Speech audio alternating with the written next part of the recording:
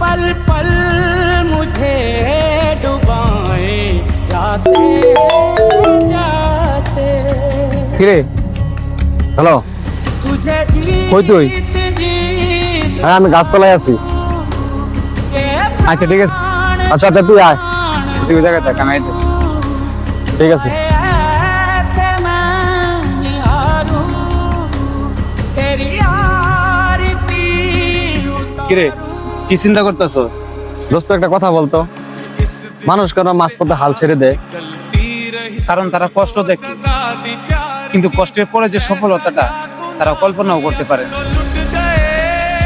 আমার তো অনেক স্বপ্ন ছিল এখন তো মনে হয় সব শেষ না, স্বপ্ন শেষ হয় না, শেষ হয় শুধু বিশ্বাস।